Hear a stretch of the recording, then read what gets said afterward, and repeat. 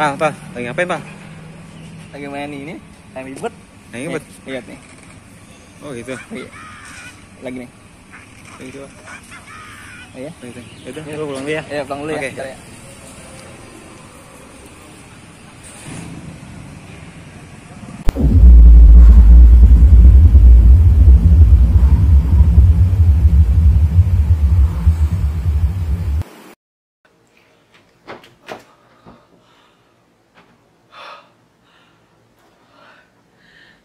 Napas dulu. Oke. Siap, ya. Bismillah.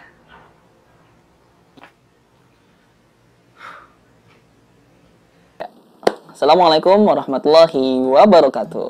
Perkenalkan, nama kakak Abdurrahman Naufal Firdaus, mahasiswa Pendidikan Fisika UIN Syarif Hidayatullah, Jakarta. Teman-teman tentu tahu apa yang akan kakak bahas di video kali ini. Tapi kakak ingin memberikan tebak-tebakan terlebih dahulu. Jadi anggap saja teman-teman belum tahu apa yang akan kakak bahas pada video kali ini. Nah, akan ada 3 gambar, di mana ketiga gambar ini memiliki hubungan yang akan membentuk 2 kata berkaitan dengan materi fisika. Ya, di sini ada globe, di sini ada rak, dan di sini ada bola dengan tanda tangan. Kakak minta waktu 5 detik untuk teman-teman menjawab apa hubungan 3 gambar ini untuk membentuk 2 kata berkaitan dengan materi fisika. 5, 4, 3, 2, 1. Oke, cukup. Kakak tebak, pasti teman-teman nggak bisa jawab kan? Nah, biar kakak aja yang jawab berarti ya. Di sini ada globe earth.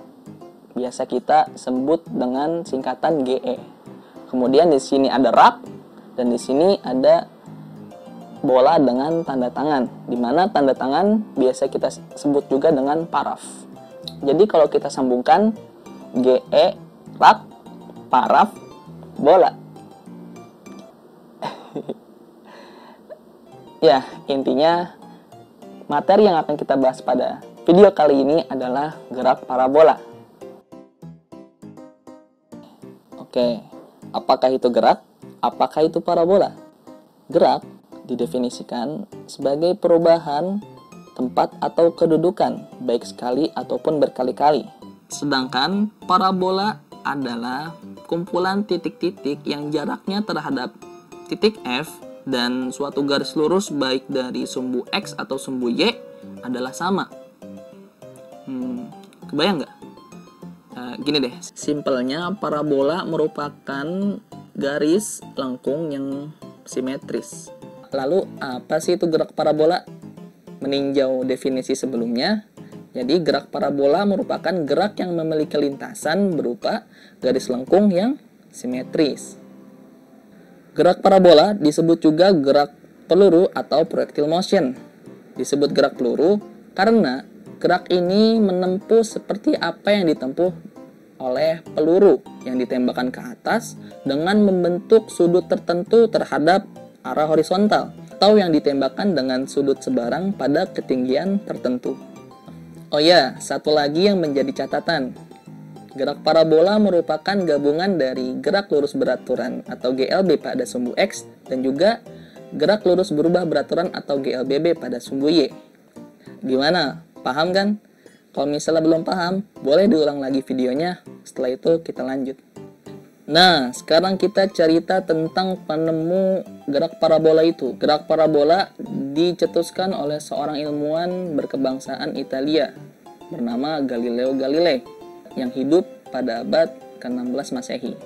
Galileo Galilei merupakan pencetus pula teori heliosentris yang menyatakan bahwasannya bumi mengitari matahari dan matahari sebagai pusat tata surya, yang menentang teori sebelumnya yang dipegang erat oleh pihak gereja, yaitu teori geosentris yang menyatakan bahwasannya bumi sebagai pusat alam semesta dan matahari mengitari bumi di atasnya. Jadi masih ada hubungannya ya sama gambar globe yang tadi kakak bikin buat tebak-tebakan. Konsep gerak secara rinci pertama kali dipikirkan oleh Galileo Galilei. Galileo merupakan ilmuwan pertama yang merumuskan konsep fisika, khususnya pada konsep gerak, dengan menggunakan bahasa matematika. Teman-teman mungkin sudah pernah dengar cerita tentang eksperimen Galileo Galilei yang membuktikan bahwasannya benda yang berat dan juga benda yang ringan akan menyentuh tanah dengan waktu yang bersamaan jika dijatuhkan pada ketinggian dan juga waktu yang sama. Konon, Galileo melakukannya di Menara Pisa yang miring. Dan saat itu, orang-orang masih mempercayai pernyataan Aristoteles, seorang ilmuwan Yunani kuno pada abad keempat sebelum Masehi, yang menyatakan bahwasannya benda yang memiliki bobot lebih berat akan menyentuh tanah terlebih dahulu dibanding dengan benda yang memiliki bobot lebih ringan. Namun, eksperimen Galileo menegaskan sekaligus membuktikan bahwasannya benda yang berat dan juga benda yang ringan akan menyentuh tanah dengan waktu yang bersamaan ketika dijatuhkan pada tinggi dan juga waktu yang sama pula. Itu sebabnya persamaan gerak parabola yang akan kita pelajari nanti tidak ada dimensi massa di dalamnya. Oke, sejauh ini kita sudah membahas pengertian dari gerak parabola dan juga penemu dari gerak parabola itu sendiri. Lantas, seperti apa contoh gerak parabola itu sendiri? Mungkin teman-teman memperhatikan opening dari video ini ketika kakak main games Angry Bird, dimana ketika Angry Bird dilepaskan dari ketapel akan meluncur dan membentuk titik-titik berbentuk kurva parabola. Dan gerak yang dialami oleh Angry Bird itu adalah salah satu contoh daripada gerak parabola. Begitu pula ketika kakak terbang, meskipun itu agak maksain sih. Oke, coba kita lihat lagi. Bentuknya parabola kan. Oke, satu lagi contoh gerak parabola. Sekarang kita nonton langsung nih. Bentar, saya ganti baju dulu. Oke, udah ganti baju. Sekarang kita berangkat ke stadion. Sekarang kita lagi ada di Camp Nou nih, kandangnya Barca. Leg pertama Liga Champions di tahun 2018-2019. Kita lihat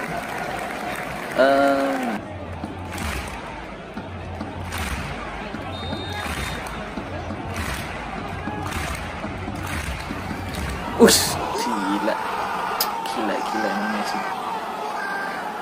Tetep aja minggu depan juga kalah. Free kick itu juga salah satu bentuk dari contoh gerak parabola, dimana tendangannya itu berbentuk kurva parabola.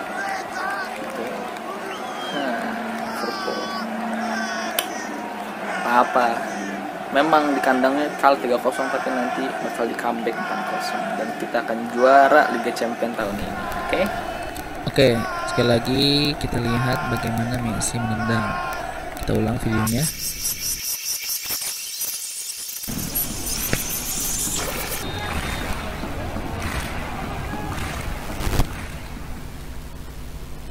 Ini kita lihat bagaimana terbentuk lintasan kurva parabola dari bola yang ditendang oleh Lionel Messi. Oke, udah ya nontonnya ya. Sekarang kita lanjut belajar tentang persamaan-persamaan yang ada pada gerak parabola. Oke, let's go. Belajar persamaan gerak parabola by Noval. Teng teng teng teng teng teng teng teng. Sebelumnya ada dua konsep yang harus teman-teman pahami, yaitu konsep yang pertama memahami bahwasannya gerak parabola merupakan gabungan dari gerak lurus beraturan pada sumbu X dan juga gerak lurus berubah beraturan pada sumbu Y.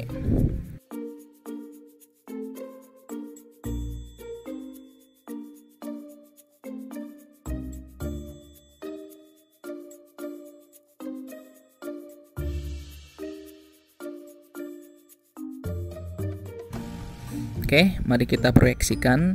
Di sini ada grafik gerak parabola dan ini adalah arah dari gerak parabola tersebut.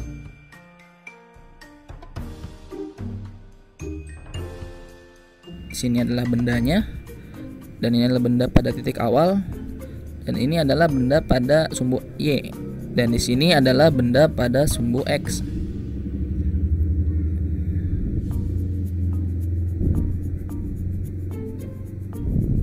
Nah, pada ketinggian maksimum, benda akan tepat berada di tengah sumbu X, sedangkan pada sumbu Y, kemudian setelah naik benda akan turun. Dan di sini ada titik kelima. Jadi kalau misalnya kita proyeksikan, ada titik 1, 2, 3, 4, dan 5.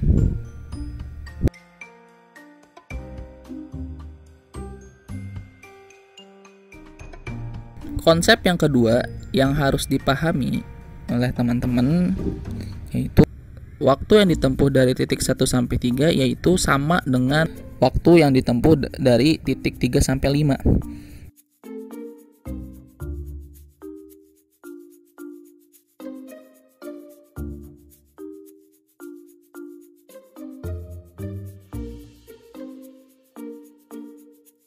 Ini kita gambarkan grafiknya.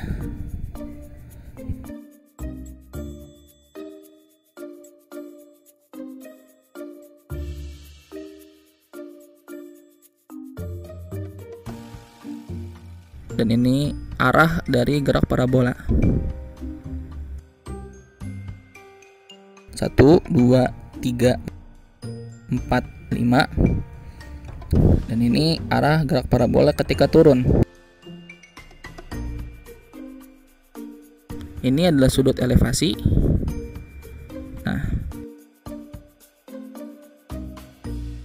Nah, waktu ketika naik dari titik 1 ke titik 3 itu akan sama dengan waktu ketika benda turun dari titik 3 ke titik 5. Setelah kita memahami dua konsep yang tadi, sekarang kita masuk ke posisi-posisi yang ada di gerak parabola. Yang pertama ada posisi awal.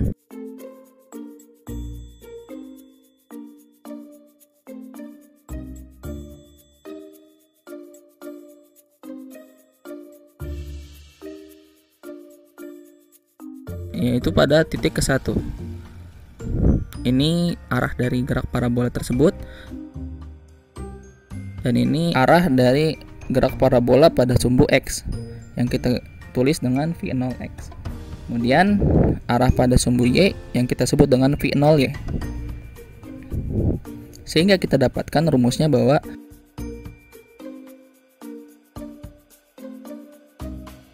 V0X sama dengan V0 cos theta. Kenapa cos theta? Karena dia ada di belakang sudut. Sedangkan untuk V0Y kita rumuskan menjadi V0Y sama dengan V0 sin theta.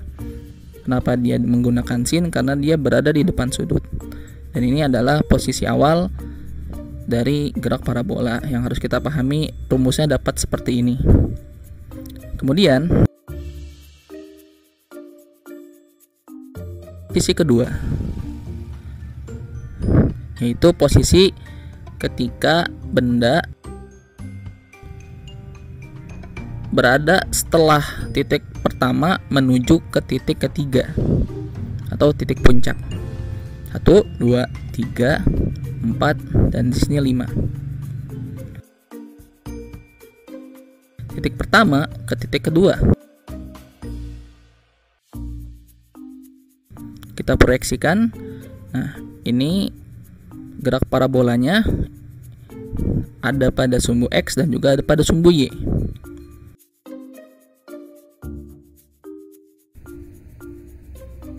VY, V, dan Vx. Pada Vx atau kecepatan pada sumbu X, kecepatannya adalah konstan karena pada sumbu X merupakan gerak lurus beraturan atau GLB, sehingga tidak ada perubahan kecepatan. Maka Vx sama dengan V0x atau sama dengan juga V0 cos theta. pada sumbu Y, karena dia adalah GLBB dan dia berubah karena dipengaruhi oleh gravitasi, sehingga rumus yang kita dapatkan adalah VY sama dengan V0Y min GT sama dengan V0 sin theta min GT. Kemudian yang kita dapatkan dari sini adalah posisi Y atau ketinggian, atau bisa kita sebut juga dengan H. H sama dengan V0Y T kali T. H sama dengan V0Y kali T min setengah GT kuadrat. Ini kita dapatkan sesuai dengan rumus-rumus GLBB. Maka kita dapatkan V0 sin theta kali T min setengah GT kuadrat. Kemudian kita dapatkan juga posisi pada sumbu X. Karena ini adalah GLB atau gerak lurus beraturan, tinggal kita kalikan kecepatan pada sumbu X dengan waktu yang ditempuh, sehingga kita dapatkan posisi pada sumbu X.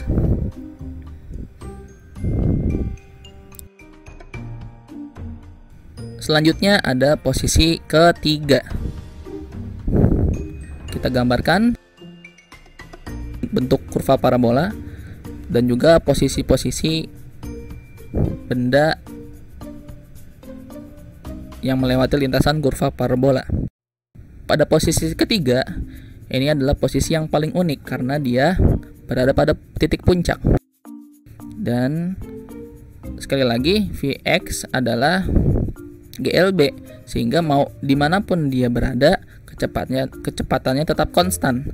Sedangkan pada Vy di titik puncak, kecepatannya adalah 0, sehingga kita dapatkan Vy sama dengan 0 sama dengan V0 sin theta min GT. Karena Vy-nya 0, bisa kita pindah ruaskan min GT-nya ke depan, sehingga kita dapatkan T sama dengan V0 sin theta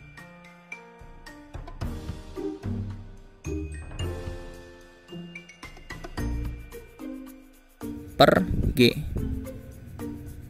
Dan ini adalah posisi atau waktu yang ditempuh ketika benda berada di titik puncak, yaitu atau Tmax. Sekali lagi, karena sumbu Y pada gerak parabola merupakan gerak lurus berubah beraturan atau GLBB, kita bisa menggunakan salah satu rumus GLBB yang lain, yaitu Vt kuadrat sama dengan V0 kuadrat min 2GH, dimana Vt kuadrat ini kita ganti dengan Vy kuadrat, dan juga V0 kuadratnya kita ganti dengan V0 kuadrat min dan selanjutnya min 2GH. Tadi sudah kita ketahui bahwasannya pada titik puncak Vy-nya adalah 0, sehingga kita ganti di sini Vy-nya 0. Maka selanjutnya V0-nya kita ubah menjadi V0 sin theta dan kita kuadratkan.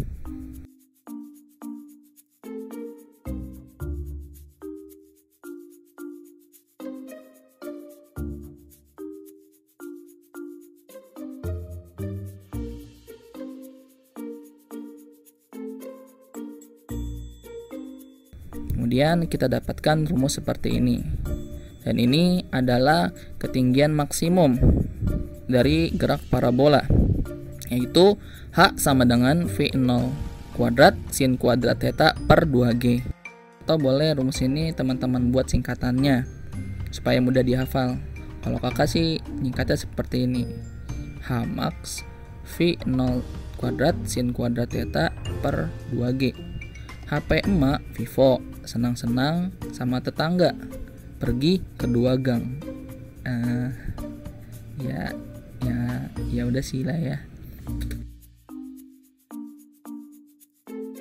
Kemudian masuk ke posisi keempat. Posisi keempat sebenarnya itu sama dengan posisi kedua. Hanya saja yang membedakan posisi kedua itu naik sehingga diperlambat. Sedangkan posisi keempat itu turun sehingga dipercepat. Masuk ke posisi keempat, yaitu posisi antara titik 3 sampai ke titik 5, dimanapun posisinya. Yang penting ada pada range 3 sampai ke 5. Posisi keempat itu sebenarnya sama dengan posisi kedua, hanya saja yang membedakan ketika posisi kedua itu dipengaruhi oleh gravitasi, sehingga karena dia naik dan dipengaruhi oleh gravitasi sehingga geraknya diperlambat. Sedangkan pada posisi keempat karena dia turun dan dipengaruhi oleh gravitasi sehingga geraknya itu dipercepat. Maka rumusnya itu adalah Vy sama dengan V0y plus gt. Atau Vy sama dengan V0 sin theta plus gt. Kemudian posisi yang kita dapatkan di range posisi keempat dirumuskan yaitu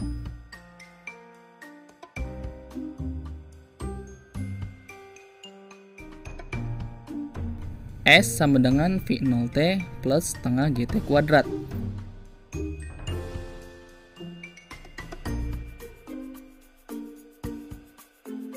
H sama dengan V0y T plus setengah GT kuadrat.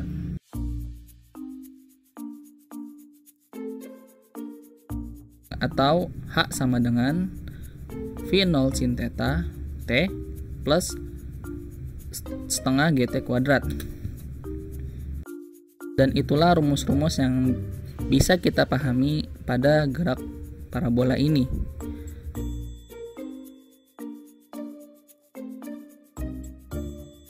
Salah satu yang menarik dari gerak parabola yaitu jarak terjauh yang akan ditempuh ketika kita menggunakan sudut elevasi 45 derajat. Hal ini secara karena gerak parabola merupakan gabungan dari sin dan juga cos, di mana sin per cos adalah tan, dan nilai tan yang paling besar berada ketika sudutnya 45 derajat, yaitu bernilai 1.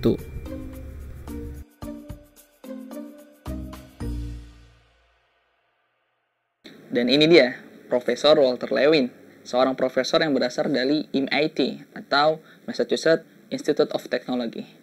Beliau melakukan eksperimen gerak parabola, di mana nanti ada kelereng yang dilempar menggunakan alat eksperimen gerak parabola menggunakan 3 sudut elevasi. Yang pertama ada 45 derajat, yang kedua 30 derajat, yang ketiga ada 60 derajat. Lantas, bagaimanakah hasilnya? Mari kita lihat sama-sama. Thank you. So I'm going to set it now to the best I can at 45 degrees.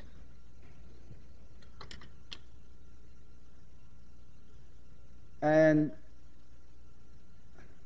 so I can never shoot it any further. This is the angle, this is the maximum possible distance.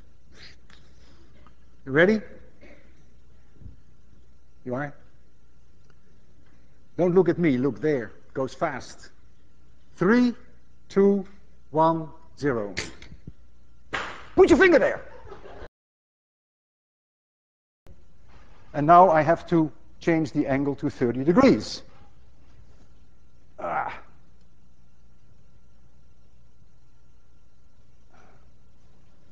Okay, it's as close as I can do it.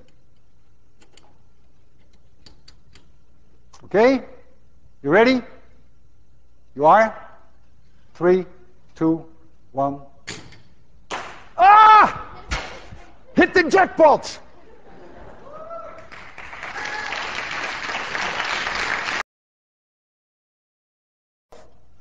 $60 degrees.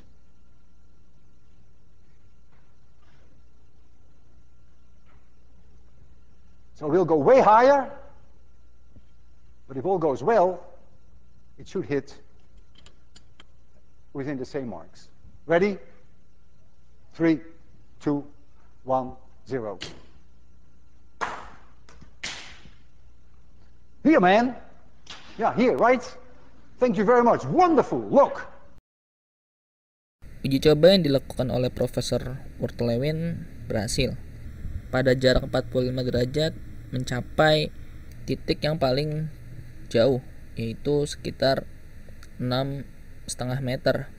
Sedangkan pada sudut 30 derajat dicapai jarak 5,68 meter.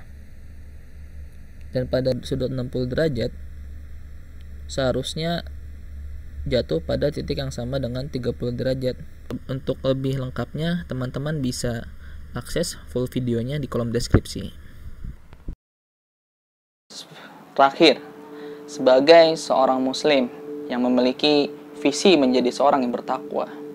Seorang yang bertakwa adalah mereka yang terus bergerak untuk bisa mencapai keridhaan dan juga ampunan Allah Subhanahu wa taala. Sebagaimana yang Allah firmankan dalam surat Al-Imran. A'udzu billahi minasy syaithanir rajim. Wasari'u ila maghfiratin min rabbikum wa jannatin 'arduha as-samawati wal ard u'iddat lil muttaqin. Bukan hanya sekedar gerak, akan tetapi bergerak dengan aturan dan juga ukuran. Lihat, sebagaimana seorang atlet lempar lembing yang ia melempar dan membentuk kurva parabola pada lembingnya, akan tetapi dia bisa juara ketika lemparannya itu jatuh pada tempat yang tepat. Tentu juga harus memenuhi dengan aturan-aturan yang berlaku. Seorang muslim harus terus bergerak untuk bisa mencapai keridhaan dan juga ampunan Allah. Gerak bukan hanya bergerak, akan tetapi bergerak dengan landasan aturan dan juga ukuran, yaitu berbentuk Al-Quran. Saya Abdurrahman Nawfal Firdaus. Wassalam.